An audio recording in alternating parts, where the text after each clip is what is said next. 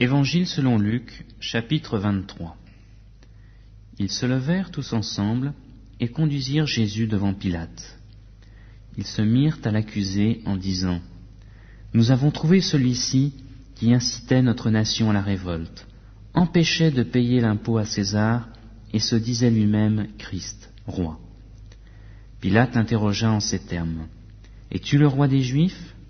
Jésus lui répondit : « Tu le dis. » Pilate dit aux principaux sacrificateurs et à la foule : « Je ne trouve rien de coupable en cet homme. » Mais ils insistèrent et dirent : « Il soulève le peuple en enseignant dans toute la Judée depuis la Galilée, où il a commencé jusqu'ici. » Quand Pilate entendit cela, il demanda si cet homme était galiléen. Ayant appris qu'il relevait de l'autorité d'Hérode, il le renvoya à Hérode, qui se trouvait aussi à Jérusalem en ces jours-là. Lorsqu'Hérode vit Jésus, il en eut une grande joie, car depuis quelque temps il désirait le voir à cause de ce qu'il avait entendu dire de lui, et il espérait lui voir faire quelque miracle. Il l'interrogea assez longuement, mais Jésus ne lui répondit rien. Les principaux sacrificateurs et les scribes étaient là, et l'accusaient avec véhémence. Hérode, avec ses gardes, le traita avec mépris. Et après s'être moqué de lui et l'avoir revêtu d'un habit éclatant, il le renvoya à Pilate. Ce jour même, Pilate et Hérode devinrent amis, d'ennemis qu'ils étaient auparavant. Pilate convoqua les principaux sacrificateurs, les chefs et le peuple, et leur dit : « Vous m'avez amené cet homme comme entraînant le peuple à la révolte. Voici, je l'ai interrogé devant vous, et je ne l'ai trouvé coupable d'aucune des fautes dont vous l'accusez. Hérode non plus, car il nous l'a renvoyé. Et voici, cet homme n'a rien fait qui soit digne de mort. Je le relâcherai donc après l'avoir fait châtier. » À chaque fête, il était obligé de leur relâcher un prisonnier. Ils s'écrièrent tous ensemble : « Fais mourir celui-ci et relâche-nous Barabbas !» Ce dernier avait été mis en prison pour une émeute qui avait eu lieu dans la ville et pour un meurtre. Pilate leur adressa de nouveau la parole avec l'intention de relâcher Jésus. Mais ils criaient : « Crucifie-le, crucifie-le !» Pilate leur dit pour la 3e fois : « Mais quel mal a-t-il fait ? Je n'ai rien trouvé en lui qui mérite la mort. Je le relâcherai donc après l'avoir fait châtier. » Mais ils insistèrent à grands cris en demandant qu'il soit crucifié, et leurs cris l'emportèrent. Pilate rendit un arrêt conforme à leur demande.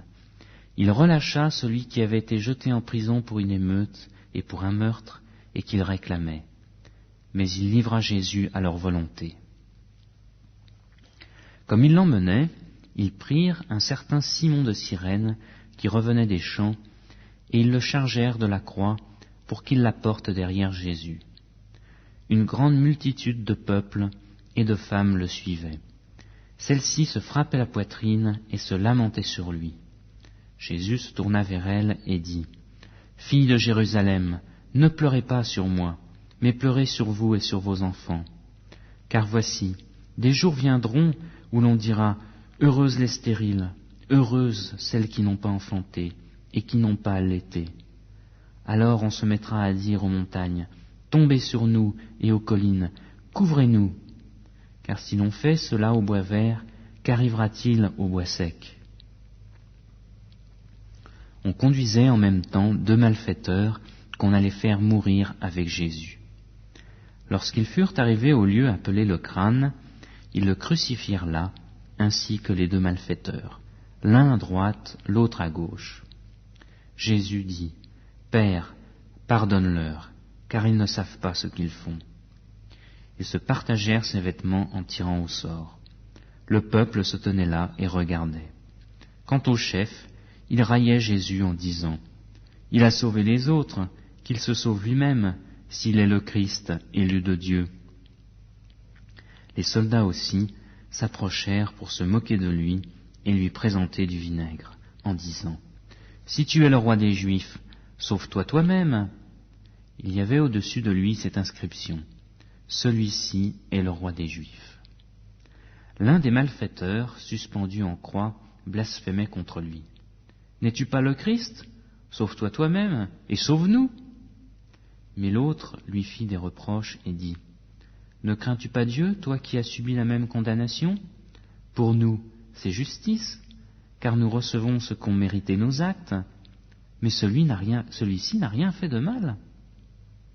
Et il dit, Jésus, souviens-toi de moi quand tu viendras dans ton règne.